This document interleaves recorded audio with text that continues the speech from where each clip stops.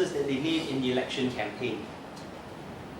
But all these difficulties are compounded by this attitude. There's no internal democracy in the PAP. There's no consultation of experts. The leadership is arrogant, they're smug, they know the best thing to do, they don't want to listen. So by the end of 1959, early 1960, there's actually criticism within the PAP, internal criticism in the PAP newsletter by Woodhull and Puducherry, who write that the policies are generally correct, but we would really appreciate it if the leadership would have a more consultative style of government and listen to their membership more. And in response, Lee Kuan Yew and Rajaratnam then take this public and they say, they criticize Woodhull and Puducherry very harshly, and they say, Lee Kuan Yew says, oh, in our party, the cream rises to the top, but bits of scum also float to the top.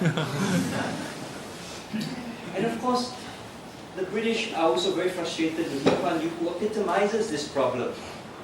And it's a source of concern to them, his arrogance.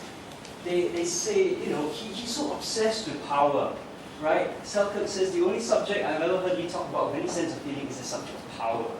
It's an obsession with him. And it's a huge source of concern for the British. But even all this would be okay, except for the big issue, detainees. Now, you recall in 1959, the PAP campaigned explicitly that they would release political detainees when they assumed office. And before they released Lim Chin Siong and a few of his colleagues on that first day, right? Lim and his colleagues said, you have to release all of us. And Lee said, I can't do that, but I promise you I will release everyone else. So that promise being made, they agreed to be released. And then the releases then happened throughout 1959, but in smaller and smaller and smaller batches. And so by early 1960, no one was being released. And the rank and file of the PAP, the progressive left of the PAP, then got a bit frustrated and said, what happened? Why are our colleagues not being released? In June 1960, the PAP sought to remove the highest source of dissent within the party, and that was Minister for National Development, Ong Eng Guan. He's a full minister, right? And so, they targeted him first. Now, Ong responded by trying to rally the PAP progressive left. And he introduced 16 resolutions at a party meeting, of which the first concrete resolution was the release of detainees. Now, the PAP left don't really have any love lost for Ong, right? They're not a fan, but they do take the opportunity to ask Lee Kuan Yew to clarify his stand on the detainee issue. And when he refuses, when he evades the issue, and over time it becomes more and more clear that he's not going to press for the release of the remaining detainees, this isn't a minor issue to them. This, if you remember, it strikes at the very heart of what it means to be a colonized people. If the detainees, if the use of detention without trial is the expression, the manifestation of colonialism in Singapore, then the continued support of detention without trial and the continued detention of political prisoners is the support of colonialism. And to support colonialism, especially from a supposedly anti-colonial leader, is betrayal of the highest order. So finally, Ong Eng Guan in January 1961 resigns his seat, and there's going to be a by-election in Hong Lim. And so Lee Kuan Yew is on shaky ground with his grassroots, his backbenchers, the PAP's progressive left, the trade union base. But he's not worried. Why? Because, as he freely admitted later, he had struck a deal with the Malayan Communist Party for their support for the Hong Lim by-election. And that is why the PAP puts up a very strange candidate for Hong Lim, Jack Nhan Thum, a Cantonese speaker in a heavily Hokkien-speaking constituency. Because Jack used to be a youth member of the ABL, I think it was. He's a youth member of the Communist Party. So the appeal is not to the voters of Hong Lim, but to the communist underground of Hong Lim.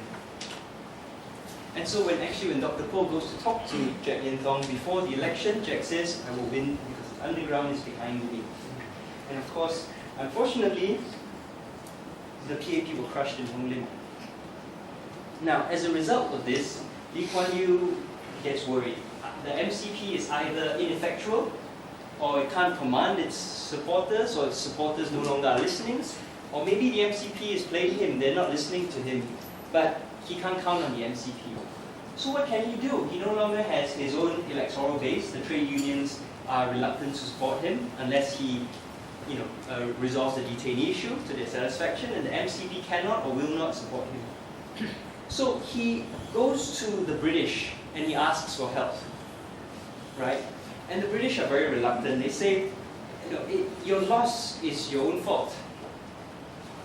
They say it's because you're just so arrogant. If you just have a more humane and understanding leadership to Singapore, that will help a lot.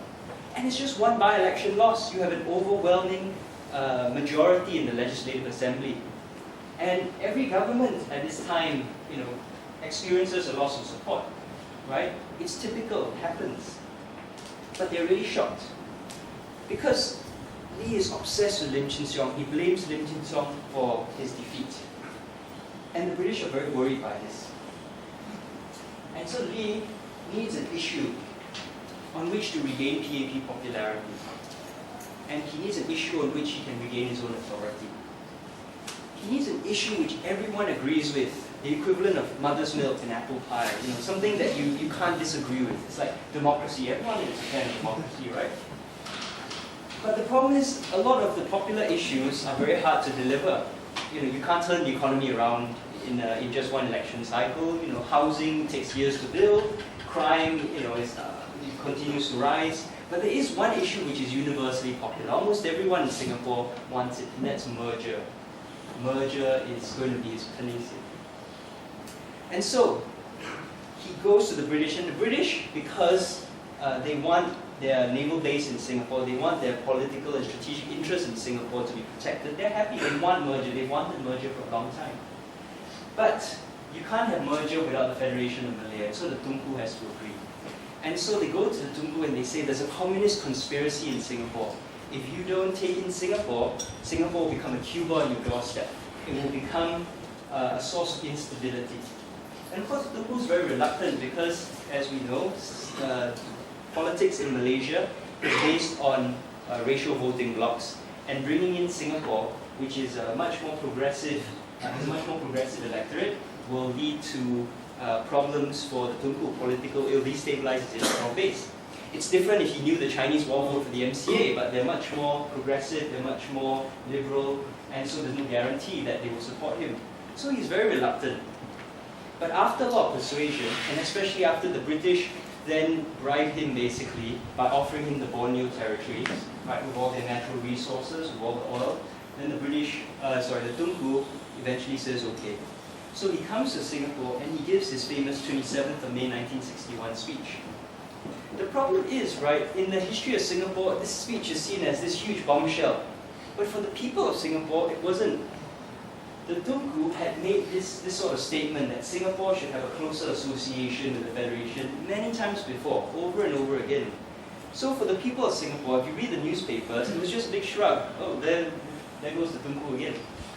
Right? What is different this time? They didn't realize he was signaling to the British and to the PAP government that this is different. And of course, right after this, Malaya won the Thomas Cup, and then we have the Bukit Ho Swee fire, so the tensions moved on. At the time, and in the impending Anson by-election, people are still talking about merger as if it's going to be 10 years away, right? This ideal that we don't know when we'll achieve.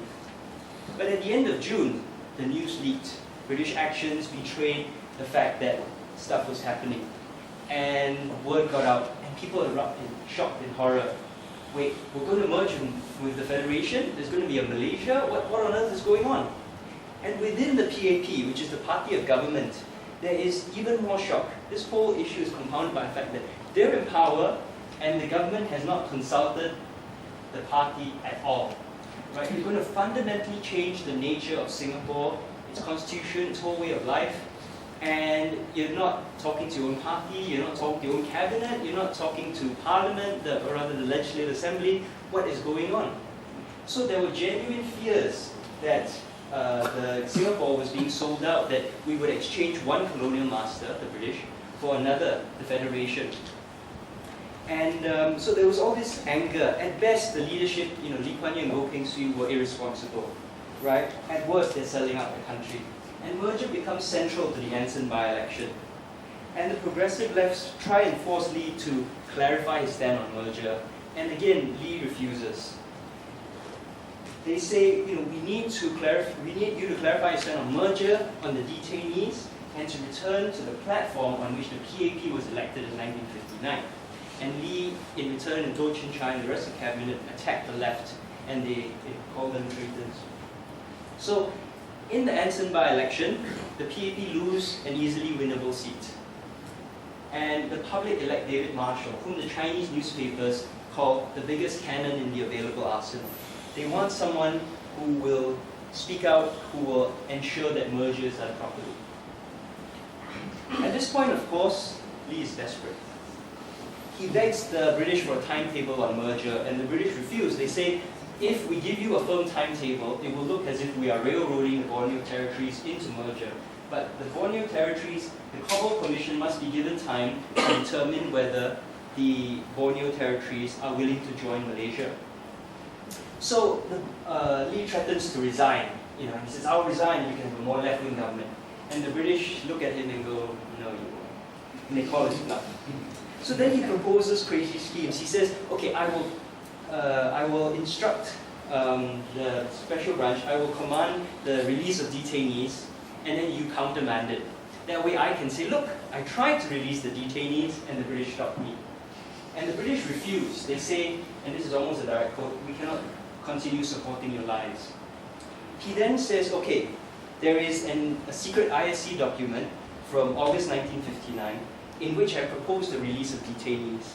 How about I release this document and then it will show that I tried in August 59 and I failed. And Selkirk is very offended by this for two reasons. The first is that in his very first meeting as ISC chairman, he says the most important principle of the Internal Security Council is confidentiality. Whatever happens, we must not reveal what goes on today. But the second reason is because in August 59, Lee introduced this paper where he calls for the release. In the very next meeting, Lee then asks the ISC to vote against his own paper and stop the release, so that his government would not, and I quote, soil their hands. So Lee was blocking the release of detainees, and this document is deceptive. So, you can see what Selkirk says here.